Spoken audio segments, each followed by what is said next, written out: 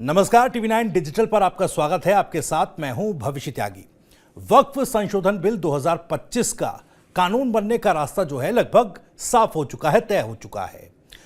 लोकसभा के बाद अब इसे राज्यसभा से भी पास कराया जा चुका है और अब राष्ट्रपति की मंजूरी के बाद ये वक्फ संशोधन बिल 2025 कानून का रूप ले लेगा। लेकिन इसके साथ साथ चुनौतियां बढ़ भी रही हैं। चुनौतियां कानूनी रूप से बढ़ रही हैं क्योंकि इस वक्फ बिल 2025 को सुप्रीम कोर्ट में चुनौती देने की तैयारियां की जा रही हैं और एक तरीके से कहा जाए तो चुनौती दी भी जा चुकी है, क्योंकि बिहार के किशनगढ़ से जो सांसद हैं उन्होंने तो रिट पिटीशन सुप्रीम कोर्ट में दाखिल कर दी है। इसके अलावा कांग्रेस भी कह रही है कि जल्द ही कांग्रेस पार्टी इस बिल को सुप्रीम कोर्ट में चुनौती देगी। उधर मुस्लिम पर्सनल लॉ बोर्ड की तरफ से भी यह कहा गया है कि वो सुप्रीम कोर्ट का रुख करेंगे।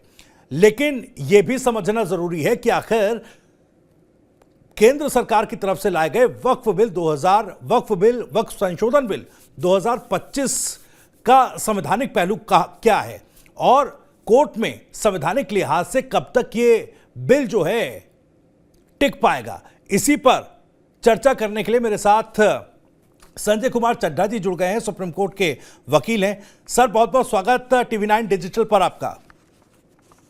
Thank you. संजय जी, मुझे सबसे पहले बताइए, क्योंकि वक्फ बिल को लेकर हर कोई चर्चा कर रहा है। यह संशोधन बिल तब से आया, चाहे सदन की बात कर लो, सड़क की बात कर लो, राजनीतिक गलियारों में तो कहीं ना कहीं विरोध के स्वर हैं। मुस्लिम वर्ग में भी कई तरह के कंफ्यूजन हैं। अब जब इस कानून इस एक्ट का, माफ कीजिएगा, इस बिल का एक्ट बनने का सफर लगभग खत्म होने जा रहा है, लेकिन चुनौती सुप्रीम कोर्ट की आ रही है। मुझे इसका संवैधानिक पहलू जरा समझाइएगा कि आखिर सुप्रीम कोर्ट में इसको चुनौती दी क्यों जा रही है, क्या आधार दिए जा रहे हैं, क्या तर्क दिए जा रहे हैं? बहुत अच्छा सवाल है। मैं पहले तो आपको कॉन्स्टिट्यूशन के जो प्रोविजन है जिसके तहत आज हम बात कर रहे हैं, देखिए क्या है, हम लोग गवर्न होते हैं, भारत जो है हमारा कॉन्स्टिट्यूशन से गवर्न होता है और कॉन्स्टिट्यूशन रूल ऑफ लॉ से गवर्न होता है। हमारा जो ब्रॉडर सिस्टम है वो चेक्स एंड बैलेंसेस के आधार पे है। अर्थात अब चेक्स एंड बैलेंसेस का मतलब क्या है? देखिए, हम लोगों के पिलर्स हैं, जुडिशरी एक है, लेजिस्लेचर है, एग्जीक्यूटिव है। लेजिस्लेचर ने कोई लॉ बनाया तो क्या उस लॉ को, क्योंकि मैंने कहा चेक्स एंड बैलेंसेस, ये सारे जो पिलर्स हैं ये एक दूसरे पर चेक्स एंड बैलेंसेस, अगर कोई गलती करता है दूसरा पिलर, जैसे एग्जीक्यूटिव से कोई गलती होती है तो एक लेजिस्लेचर उसमें पार्टिसिपेट करके नए लॉ को बना सकता है। इसी प्रकार से लेजिस्लेचर अगर कोई लॉ बनाता है, संसद ने, पार्लियामेंट ने कोई लॉ बनाया, उस लॉ को अगर उसमें कोई कॉन्स्टिट्यूशन के खिलाफ बात की गई है, जो कॉन्स्टिट्यूशन में निहित प्रिंसिपल्स हैं उनके अगेंस्ट है, तो उसको चेक्स एंड बैलेंसेस के सिस्टम के तहत जो सुप्रीम कोर्ट या कॉन्स्टिट्यूशनल कोर्ट्स, हाई कोर्ट्स भी कॉन्स्टिट्यूशनल कोर्ट्स होती हैं, वहां उसको चैलेंज किया जाता है, किया जा सकता है। ये कॉन्स्टिट्यूशन में प्रोविजन है और ये हमारा बेसिक स्ट्रक्चर ऑफ कॉन्स्टिट्यूशन है। तो हम लोग चेक्स एंड बैलेंसेस के सिस्टम से गवर्न है। बड़ी बात। अब आ जाते हैं, ये लॉ पास हुआ, ये लॉ का पास होना बिल्कुल वैलिड है, कोई उसमें कमी नहीं है। पार्लियामेंट में उसको रखा गया, बहस हुई, बहस के बाद वोटिंग हुई, उस वोटिंग में बिल क्लियर हुआ। अब राष्ट्रपति, जैसा हम सब जानते हैं, मैं आपके माध्यम से बताना चाहता हूं, पार्लियामेंट को पास करना होता है और parliament consist of Lok Sabha, Rajya Sabha and president. तो अब दो काम हो चुके हैं, तीसरे प्रेसिडेंट साहब की एसेंट आ जाएगी जी। अब आता है सवाल कि ये बिल को अब हम चैलेंज कर सकते हैं, ये तो बात मैंने बता दी शुरुआत। अब मैं आता हूं बिल को, थोड़े से दो चार जो मैंने सुना, मैंने देखा, मैंने पिटीशन नहीं देखी है, जैसे कि क्या क्या आपत्तियां हैं उनको मैं यहां पे बहुत छोटे से संक्षेप में बताने का प्रयास करूंगा। जैसे कि मुद्दा है कि वक्फ बोर्ड में 2 नॉन मुस्लिम्स को डाला जा रहा है, ये गलत, उनके हिसाब से उनको चैलेंज करते हैं। दूसरा, 2 महिलाओं को डालने की बात होती है। गवर्नमेंट अथॉरिटीज में जो डीएम है उसको अथॉरिटी दिया गया है कि प्रॉपर्टी का डिस्प्यूट से अवलोकन और उसमें एनालिसिस करेगा। अगर मैं एक एक चीज का फर्दर अवलोकन करूं और फर्दर आपको बताऊं, अगर डीएम करेगा तो आज के परिप्रेक्ष्य में भी, या मैं पहले खामियां बता देता हूं जो चिन्हित की गई हैं अदर साइड की ओर से, जो जी। जो इसको चैलेंज करने के, मैंने दो बता दिया, नॉन मुस्लिम का आना, महिलाओं का आना, डीएम के द्वारा जो प्रॉपर्टी का डिस्प्यूट है उसको देखना। एक और बड़ा भय है कि अगर किसी प्रॉपर्टी के पेपर्स नहीं होंगे, चाहे वहां पे एग्जिस्टिंग कोई मस्जिद भी है, उसको पोटेंशियली सीजर कर लिया जाएगा, सरकार ले सकती, इस तरह का भय व्यक्त किया जा रहा है। फिर प्रॉपर्टी का जो ओनर है, जो चैलेंज कर रहा है कि ये वक्फ की प्रॉपर्टी नहीं है, उसके पास अब अधिकार आ जाएगा कि वो रेवेन्यू कोर्ट में चला जाए, सिविल कोर्ट में चला जाए। तो ये एक बात है जिसपे लोगों को तकलीफ हो रही है। मैं तकलीफ का कहना मेरा सही नहीं है शब्द, बिकॉज मैं किसी पक्ष का नहीं हूं, जिसपे चैलेंज करने का नजरिया रखा गया है। जी।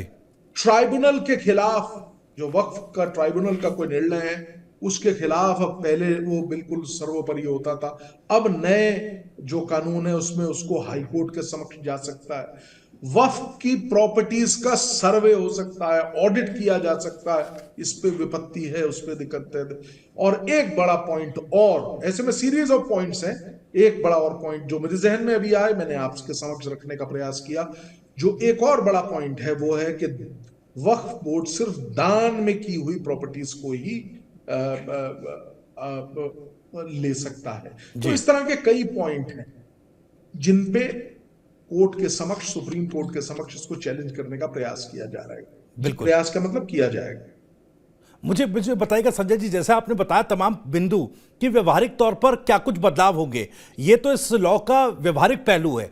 संवैधानिक पहलू जो जो जिक्र किया जा रहा है कि संवैधानिक पहलू आर्टिकल 14 और आर्टिकल 26 जो हैं, समानता का अधिकार और धार्मिक आज़ादी का अधिकार, ये इसका एक आधार, जो पिटिशनर्स हैं जो इस लॉ के खिलाफ अपनी पिटिशन लगा रहे हैं, वो इन दो अधिकारों को आधार बना रहे हैं। तो ऐसे में संवैधानिक लिहाज से फिर ये कितना कमजोर और कितना मजबूत होगा लॉ, सुप्रीम कोर्ट में जो इस पर दंगल होना है? देखिए, मैं आपको दोनों, जो आर्टिकल 14 इक्विटी का आधार जो है, और दूसरा जो बहुत महत्वपूर्ण है, माइनॉरिटीज को स्पेसिफिक फंडामेंटल राइट्स दिए गए हैं, 25 से लेकर और 29 तक ये इनका अवलोकन किया गया है, चाहे वो किसी भी प्रकार से है।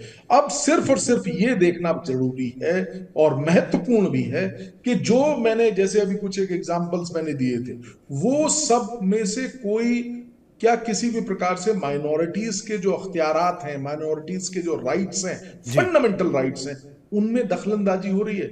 मैं ब्रॉडली बोल रहा हूं, अगर उनमें दखलंदाजी पाई जाती है या पिटिशनर इस चीज को बताने में सक्षम होता है, सफलता से बता देता है कि ये साहब दखलंदाजी हुई है और इस तरीके से हमारा जो फंडामेंटल राइट है उसकी वायलेशन हुई है, तो ये अटक जाएगा। अब मैं आपके समक्ष अपना व्यू दूंगा, अगर आप मुझे परमिट करेंगे, कि ये जो पॉइंट है महिलाओं का, दो महिला का आना, मुझे नहीं लगता किसी भी प्रकार से वॉयलेट करता है। दो नॉन मुस्लिम्स का उसमें हो जाना मेंबर, भाई जुडिशियल मेंबर कितने, चाहे वो राम जन्मभूमि का मुद्दा हो, चाहे कोई भी मुद्दा हो, जजेस वहां पे सब मुस्लिम थोड़े थे, लेकिन उसके अब उसकी पालना की गई। तो हर चीज का जवाब है। गवर्नमेंट की अथॉरिटी लैंड के जो डिस्प्यूट्स हैं उनको देखने की जहां तक सवाल है, वक्फ को उसको एक्सेप्शन दिया गया था पहले। अब जब अगर नॉर्मल कोर्स ऑफ बिजनेस में, नॉर्मल कोर्स ऑफ में हम रहते हैं, तो आप देखिए government authorities land revenue civil courts ही देखते हैं, तो कहां से किसी की वायलेशन हो जाएगी? ये एक बड़ा रोचक होगा देखना कि क्या क्या पॉइंट समक्ष रखे जाते हैं। इसके लिए मुझे लगता है कि पिटीशन का पढ़ के फिर अवलोकन करना ज्यादा बेहतर होगा। जी, इसमें सवाल ये भी उठता है कि क्या इससे पहले भी भाई, जब संसद से कानून बन चुका है, राष्ट्रपति की मोहर लग जाती है, उसके बाद से, क्योंकि सरकार हमेशा ये कहती रही है और सरकार ये कहेगी कि भाई संवैधानिक पहलुओं पर हमने तमाम कसौटियों पर उसको कसा है, चाहे वो कोई भी सरकार हो, ये मौजूदा सरकार भी ये कहेगी। तो क्या इससे पहले भी कोई जो कानून है, जो लॉज हैं, जो संसद ने बनाए, बाद में उसको संवैधानिकता के आधार पर सुप्रीम कोर्ट में चुनौती दी गई और सुप्रीम कोर्ट से उसको खारिज कर दिया गया? और क्या वाकई अब ये थोड़ा सा और मैं आपका इस पर पक्ष जानना चाहूँगा कि वाकई क्या सुप्रीम कोर्ट इस वक्फ संशोधन एक्ट को क्या खारिज कर सकता है? देखिए, बहुत स्पष्ट बात। मैंने जो अपना मेरा विवेक और मैंने जो जितना देखा पढ़ा है, जी उसके आधार पे संपूर्ण एक्ट को नहीं ultra vires to the constitution कहा जाता। जब होता है जो स्पेसिफिक प्रोविजंस, जो प्रोविजंस वॉयलेटिव ऑफ कॉन्स्टिट्यूशन होंगे, सिर्फ उनको निकालने के लिए कहा जाएगा सुप्रीम कोर्ट के द्वारा।